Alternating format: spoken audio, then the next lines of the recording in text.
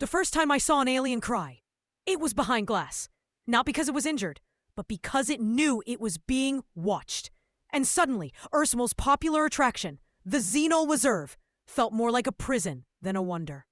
Welcome to the age of alien zoos.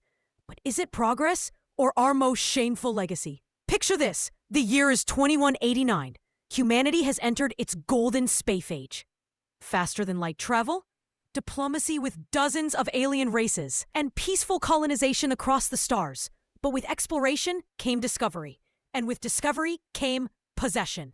Soon, the wealthiest corporations began capturing alien life, sometimes willingly, sometimes not, and displaying them in stunning, high-tech biospheres, known as Xeno Reserves, or as the media coined it, alien zoos.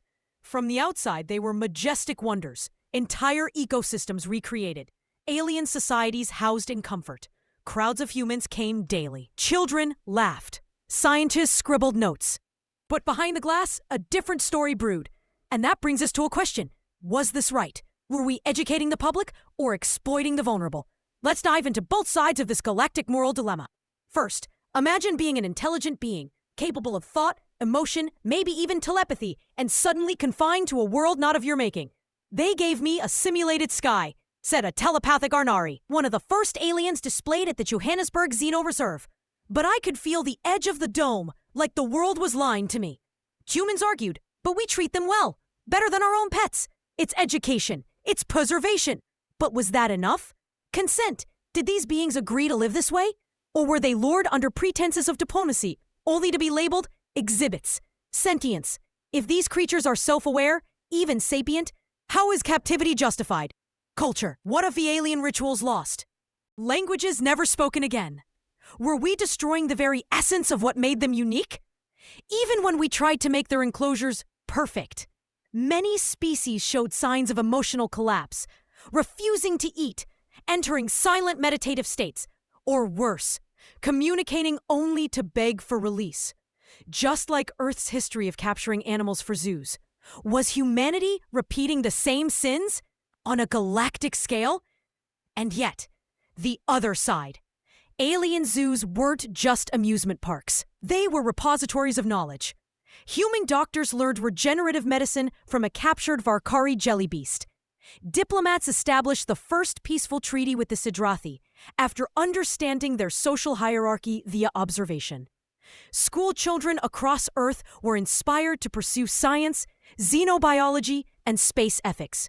Some alien species even volunteered to be part of these programs. The Saluvian tree scribes, non-corporeal beings, offered their presence in human spaces, claiming it was an honor to be understood.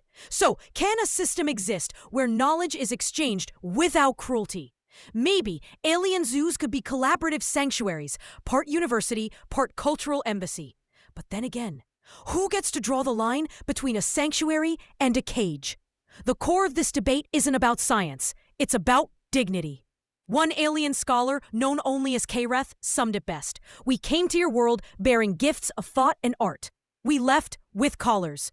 Imagine reversing the roles. If a human astronaut crash-landed on a far world and instead of being welcomed, they were exhibited, laughed at, studied, confined. We would call that barbaric. Yet we do it, rationalized with phrases like progress and enlightenment. There is another way forward. Instead of cages, shared embassies. Instead of zoos, interactive VR showcases that respect privacy. Instead of ownership, mutual collaboration. We must build a future with alien life, not above it. The alien zoo debate is a mirror held up to humanity. We must ask, are we curious stewards of the cosmos or conquerors cloaked in science? Alien zoos test our ethics.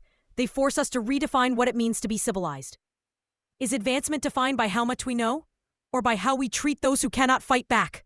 As humanity steps deeper into the stars, we must ask, can knowledge ever justify captivity? Can science ever excuse suffering? Can we evolve, not just technologically, but morally? This isn't just a story about aliens. It's a story about us, about how we handle power, about how we define others, and whether we can truly become the benevolent species we claim to be. So we leave you with this question. When we meet life beyond Earth, will we offer a handshake? Or build a cage? Comment below with your thoughts. Would you support alien zoos? What ethical lines must humanity never cross? Let's debate, let's imagine. Let's evolve.